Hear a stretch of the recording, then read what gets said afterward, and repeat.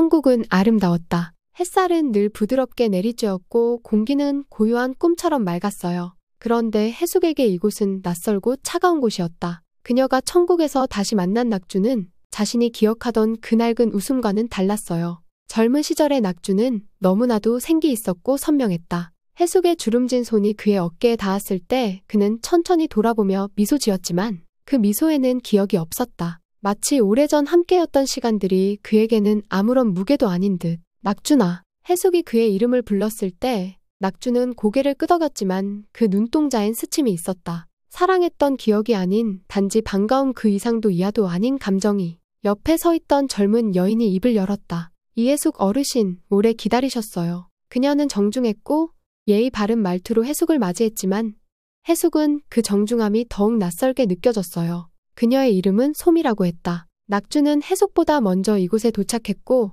소미라는 이와 꽤 오랜 시간 함께 지낸 듯했다. 소미와 낙주는 마치 오래된 친구처럼 자연스럽게 웃었고 서로의 말에 눈빛을 맞췄다. 그 순간 해숙은 자신이 낙준의 부인임에도 불구하고 어딘가 이 무대에 늦게 초대받은 방관자처럼 느껴졌어요. 그녀는 묻고 싶었다. 왜 내 옆에 내가 아닌 저 여자가 서 있는 거니? 말을 꺼내는 순간 이 천국에서조차도 무언가가 영영 망가질까 두려웠기 때문이다. 그들은 함께 천국의 마을을 걷기 시작했어요. 길가엔 해바라기가 피어 있었고 바람은 느리게 불었다. 해숙은 그 곁에서 조용히 낙준의 발걸음을 맞췄다. 하지만 그 옆자리는 이미 오래전부터 누군가의 자리가 되어버린 듯했다. 소미는 해숙에게 이곳의 규칙을 친절히 설명해 주었어요. 이곳에선 원하는 나이로 살아갈 수 있고 자신이 살고 싶은 기억 속 공간도 설정할 수 있다고. 그녀는 말했다. 저희는 낙주님이 좋아하시던 33살 시절의 모습을 선택했어요. 저희라는 단어에 해숙의 숨이 순간 멈췄다.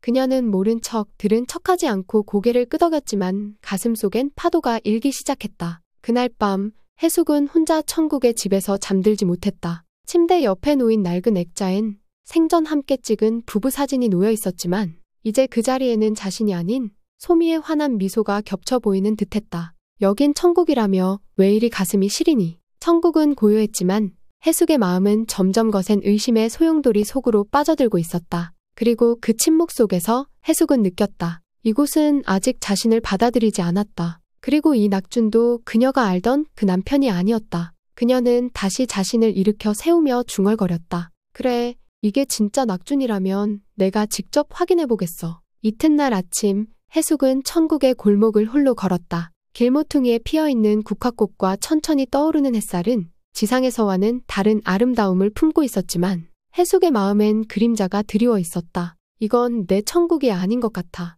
그녀는 그렇게 혼잣말을 하며 길을 따라 걷던 중 작은 벤치 아래에 웅크리고 있던 무언가를 발견했다. 그것은 낡고 오래된 고동색 우산. 한눈에 봐도 해숙의 것이었다. 이게 왜 여기에? 손에 쥐자마자 해숙의 머릿속을 뚫고 지나가는 기억 하나. 비가 억수같이 쏟아지던 어느 여름날이었다. 젊은 낙준과 함께 이 우산을 쓰고 걷던 그날. 낙준은 우산을 살짝 기울여 자신은 다 젖고 해숙만이 비를 피하게 해주었다. 그리고 말했었다. 난 내가 젖는 게 싫어. 너한텐 따뜻한 것만 닿게 하고 싶어. 그 기억은 해숙의 삶에서 가장 빛나던 순간 중 하나였다. 하지만 그 회상 끝자락에 낯선 실루엣 하나가 따라붙었다. 회색빛 비 아래 멀리서 우산을 들고 걷던 또 다른 여자. 그 여자의 얼굴은 뿌옇게 흐려졌지만 눈빛 하나만큼은 또렷하게 기억 속에 박혔다. 그 눈, 소미와 똑같아. 해숙은 심장이 얼어붙는 듯한 기분에 사로잡혔다. 이곳은 천국이다. 기억을 재현하거나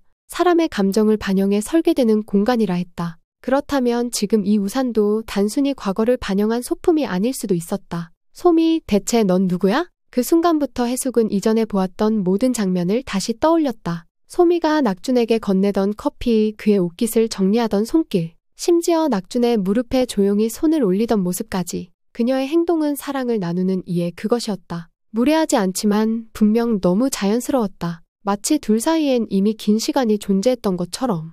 해숙은 우산을 단단히 쥐었다. 손끝으로 전해지는 천의 감촉이 생전의 기억보다 더욱 생생했다. 그리고 그 우산 끝에서 작고 낡은 종이 한 장이 툭 떨어졌다. 젖은 듯 구겨진 메모엔 단 한 줄이 적혀 있었다. 그날도 비가 왔다. 우산은 한 자루였고 결국 누군가는 젖어야 했다. 해숙은 숨을 멈췄다. 이 메모는 누구의 글일까? 낙준일까? 소미일까? 아니면 이 천국의 장난일까? 천국이라 불리는 이곳이 점점 무섭게 느껴지기 시작했다. 추억이라는 이름의 퍼즐 조각들이 조용히 그녀를 옥죄어 오고 있었다. 그녀는 다시 걸음을 옮기며 중얼거렸다. 내 기억이 틀린 걸까? 아니면 누군가의 기억 속에 내가 지워진 걸까? 해숙의 눈동자는 점점 단단해지고 있었다. 사랑과 믿음으로 쌓아올린 과거의 기억들이 지금 이곳에서 무너져가는 느낌. 그리고 그녀는 결심했다. 이 천국이 아무리 아름답더라도 그 안에 거짓이 있다면 자신은 반드시 그 진실을 찾아낼 것이다. 그날 밤 해숙은 침대에 누웠지만 잠을 이룰 수 없었다. 우산 끝에서 발견한 그 메모의 한 문장은 머릿속을 떠나지 않았다. 결국 누군가는 젖어야 했다. 그날 그녀가 기억하는 비오는 오후의 기억이 혹시 다른 시선에서는 달랐던 걸까? 방 안은 고요했다. 달빛은 창문 틈으로 부드럽게 스며들었고 벽에 걸린 시계 소리만이 시간을 조용히 갉아먹고 있었다. 그때 누군가가 문을 두드렸다. 어머니, 아직 주무시지 않았죠? 낯익은 목소리. 해숙은 천천히 몸을 일으켰다. 문을 열자 그 앞에 서 있는 이는 놀랍게도 소냐였다. 하지만 그녀는 이제 더 이상 털이 북슬북슬한 고양이가 아니었다. 조용히 웃으며 서 있는 소냐는 사람의 모습이었다. 짧은 단발머리에 하얀 셔츠 차림. 그 눈동자엔 해숙이 생전 수없이 바라봤던 사랑스러운 장난기와 의지가 여전히 살아있었다. 소냐야, 너 왜? 해숙은 한참 동안 말을 잇지 못했다. 그녀의 눈엔 눈물이 고였다. 평생 함께했던 고양이, 자신의 말에 꼬리를 흔들고 밤이면 품속에 들어오던 그 소냐가 지금 눈앞에서 사람의 언어로 또렷하게 웃고 있었다. 소냐는 조용히 해숙의 손을 잡았다. 그리고 말했다. 여기 천국은 우리가 아는 천국이 아니에요. 사람들이 생각하는 천국은 그저 위로와 평안의 공간이지만 실제로는 기억과 감정이 만든 환영에 더 가까워요. 해숙은 숨을 삼켰다. 그게 무슨 말이니? 이곳은 낙준 아저씨가 오랫동안 만들어온 공간이에요. 그의 기억, 그가 원하는 모습, 그가 미처 지우지 못한 감정들이 천국의 모든 것을 결정해요. 해숙은 말을 잃었다. 그녀는 이곳이 자신을 위한 공간이라고 믿고 있었다. 하지만 실상은 낙준이 먼저 이곳에 도착해서 만들어 놓은 그만의 천국에 자신이 나중에 입장한 것뿐이었다. 소냐는 해숙의 떨리는 손을 감싸주며 덧붙였다. 소미 씨도 그 기억 안에 오래 있었던 사람이에요. 그 사람이 누구인지는 어머니가 알아내셔야 해요. 천천히 고개를 드는 해숙의 눈동자가 흔들렸다. 천국이라면 모든 것이 평화로워야 하는데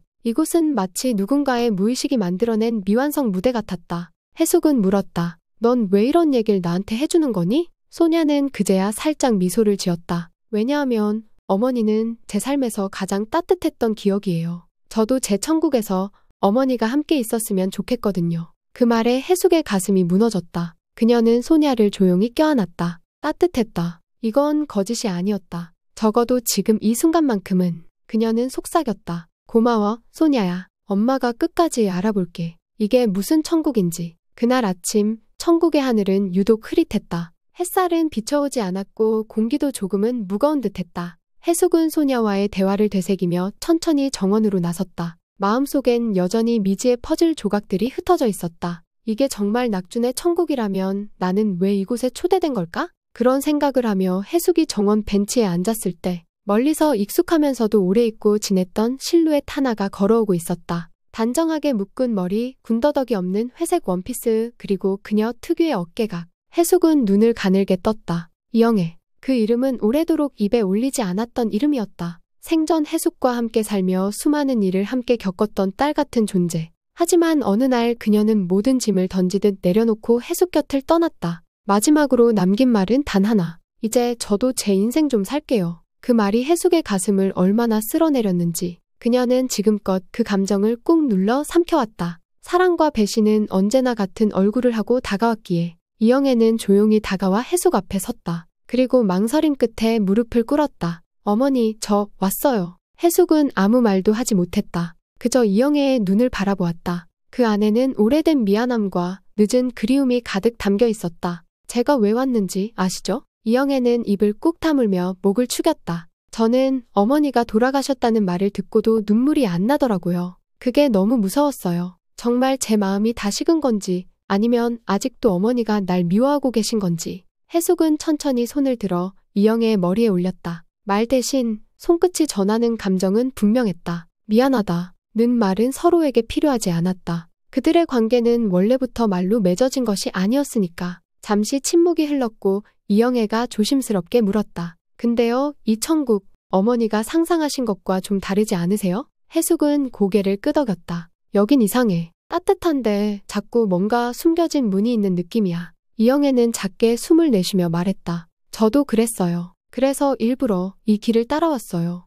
혹시 어머니가 이곳에서라도 마음의 짐을 내려놓으셨을까 싶어서. 해숙은 그 말을 듣고 살며시 웃었다. 그건 내가 내려놔야지. 나는 이미 다 잊었다. 그 말에 이영애의 눈에서 눈물이 떨어졌다. 그녀는 어깨를 떨며 고개를 끄덕였다. 고맙습니다. 어머니, 이 말 꼭 드리고 싶었어요. 지금이라도 사랑한다고. 해숙은 가만히 이영애를 끌어안았다. 그리고 속삭였다. 내가 너를 미워했던 적은 한 번도 없어. 너무 아파서 그래서 말이 안 나왔던 것뿐이야. 천국의 하늘은 그제야 다시 빛을 드러내기 시작했다. 두 사람의 그림자가 부드럽게 겹쳐지며 잊혀졌던 인연이 천천히 이어지고 있었다. 천국의 저녁은 유난히 조용했다. 별빛이 또렷하게 내리고 바람조차 수줍게 지나가는 이곳에서 소미는 지금까지와 전혀 다른 표정으로 혼자 낙준의 서재에 들어서고 있었다. 문을 닫고 커튼을 조심스레 거둔 뒤 그녀는 낡은 서랍장 맨 아래 칸을 열었다. 거기엔 여러 겹으로 감싸놓은 얇은 노트 한 권이 숨겨져 있었다. 표지엔 비망록이라 적혀 있었고 낙준의 필체였다. 소미는 조심스럽게 노트를 펼쳤다. 수십 장에 걸쳐 빼곡히 적힌 글귀들. 그리고 그 속엔 해숙의 이름보다 더 자주 등장하는 단어가 있었다. 바로 용서. 나는 해숙에게 너무 많은 짐을 줬다. 그녀는 내 병수발을 하느라 인생을 포기했다. 그런 그녀에게 마지막으로 무엇을 남길 수 있을까? 살아있는 동안 못해준 말, 이곳에라도 남기고 싶었다. 소미는 숨을 삼켰다. 그녀는 낙준의 이 천국이 단순한 회상이나 소망의 공간이 아님을 알고 있었다. 이곳은 그의 죄책감과 후회가 만들어낸 속죄의 무대였다. 그러다 노트 한 구석에서 다른 이름이 등장했다. 소미, 나를 이해해준 유일한 사람. 생전의 짧은 만남이었지만 그녀는 늘 내게 두 번째 기회를 이야기했다. 내가 그녀를 기억하는 건 어쩌면 내가 원하는 해숙의 모습이 그 속에 있었기 때문일지도 모른다. 그 문장 앞에서 소미는 고개를 숙였다. 바로 그 순간 조용히 방문이 열렸다. 해숙이었다. 미안하지만 그 노트 나도 봐야겠어. 소미는 잠시 멈칫했지만 조용히 노트를 건넸다. 해숙은 그것을 들고 소파에 앉았다. 한 장, 두 장. 침묵 속에서 종이 넘기는 소리만이 방 안을 메웠다. 해숙의 손이 멈춘 지점에서 그녀의 얼굴이 미세하게 일그러졌다. 눈앞에 적힌 한 줄. 만약 해숙이 나를 용서하지 않는다면 그걸 대신 들어줄 사람이 필요했다. 그 역할을 나는 소미에게 부탁하고 싶었다. 해숙은 노트를 덮었다. 그리고 조용히 입을 열었다. 그래서였니? 왜 내가 자꾸 나보다 먼저 낙준 곁에 있었는지. 왜 그렇게 익숙하게 그 사람의 마음을 읽는지. 소미는 천천히 고개를 숙였다. 저는 그저 낙준님의 후회를 들어줬던 사람이에요. 그가 살아있을 땐 그럴 용기가 없었고 죽고 나서야 사람은 비로소 진심을 꺼내잖아요. 해숙은 씁쓸하게 웃었다. 넌 낙준이 만든 천국의 대리인이었구나. 하지만 저는 그저 조용히 물러나려 했어요. 해숙 어르신이 오셨을 땐 이 자리를 돌려드릴 생각이었어요. 다만 그 사람이 너무 오랫동안 혼자였고 너무 많이 후회하고 있었어요. 그 말에 해숙은 조용히 눈을 감았다. 가슴 깊은 곳에서 알 수 없는 감정이 올라왔다. 분노와 슬픔 그리고 안도. 그 모든 감정이 한 줄기 눈물로 흘러내렸다. 그래, 낙준답네. 말도 못하고 감정도 못 전하고 결국엔 남한테 부탁이나 하면서. 소미는 조용히 물었다. 이제 어떻게 하실 건가요? 해숙은 천천히 고개를 들었다. 그리고 창문 너머로 밤하늘을 바라보며 말했다. 그 사람의 천국에서 끝낼 순 없어. 이제 내 기억으로, 내 감정으로 시작해야지. 천국은 늘 같았다. 시간이 흐르지 않는 곳. 기억은 부드럽게 되풀이되고 감정은 언제나 일정한 온도를 유지한다. 하지만 그날 해숙은 처음으로 천국에서 떨림이라는 감각을 느꼈다. 소냐의 말, 이영애의 눈물, 소미의 고백, 그리고 낙준의 손글씨. 모든 퍼즐 조각들이 제자리를 찾아가고 있었다. 그 조각들은 해숙에게 무언의 질문을 던졌다. 당신의 천국은 과연 누구를 위한 것이었습니까? 그 순간 천국지원센터의 센터장이 해숙을 조용히 불렀다. 그의 목소리는 언제나처럼 나직했고 따뜻했다. 이해숙님, 이제 선택하셔야 합니다. 선택. 지금까지는 낙준님의 천국에 계셨지만 이제부터는 진짜 당신의 천국으로 가실지 아니면 지상으로 다시 돌아가실지 혹은 제3의 길을 택하실지 결정하셔야 합니다. 해숙은 눈을 감았다. 그리고 떠올렸다. 병든 남편의 곁에서 무너지던 시간, 가난을 숨기기 위해 웃음을 팔던 날들, 딸 같은 사람에게도 외면당하며 스스로를 가둬버린 세월. 그 모든 기억이 지금 이곳에서는 없는 일처럼 조용히 잠들어 있었다. 근데 그게 정말 행복일까? 그녀는 조용히 물었다. 센터장은 말없이 고개를 숙였다. 해숙은 느릿하게 고개를 들었다. 눈앞엔 3개의 문이 있었다. 첫 번째 문엔 계속 머물기, 두 번째 문엔 다시 지상으로, 그리고 마지막 문엔 아무런 글자도 없었다. 그 빈 문이 해숙의 발걸음을 붙잡았다. 이건 뭐예요? 센터장이 대답했다. 모든 감정과 기억을 내려놓고 완전히 새로운 시작을 할 수 있는 문입니다. 다만 그 너머가 어디인지는 아무도 모릅니다. 해숙은 미소를 지었다. 결국 마지막까지도 선택은 내가 하는 거구나. 그녀는 천천히 3번째 문 앞으로 다가갔다. 그리고 손을 뻗었다. 그 순간 누군가의 발소리가 들려왔다. 해수가 낙준이었다. 그는 여전히 젊은 얼굴이었지만 눈빛만큼은 이전과 달랐다. 그의 눈엔 망설임도 회피도 없었다. 미안하다. 그가 조용히 말했다. 이게 내가 할 수 있는 유일한 말이야.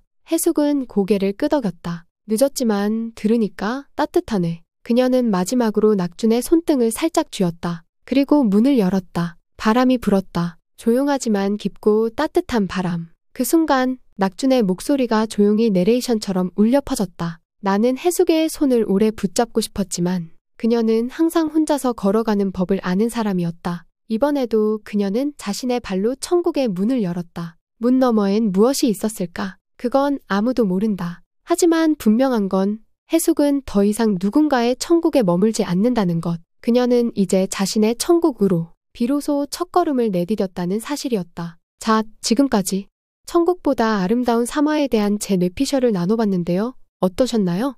물론 이건 모두 제 상상이니 실제 방송과는 많이 다를 수 있습니다. 하지만 이 드라마의 흥미로운 설정과 캐릭터들을 생각하면 앞으로의 전개가 정말 기대되지 않나요? 여러분은 어떤 전개를 예상하시나요? 댓글로 여러분의 뇌피셜도 공유해주세요. 다음 영상에서는 실제 방영된 3화를 리뷰하면서 제 예상이 얼마나 맞았는지도 함께 살펴보도록 하겠습니다. 영상이 도움이 되셨다면 좋아요와 구독 부탁드립니다. 다음 영상에서 또 만나요.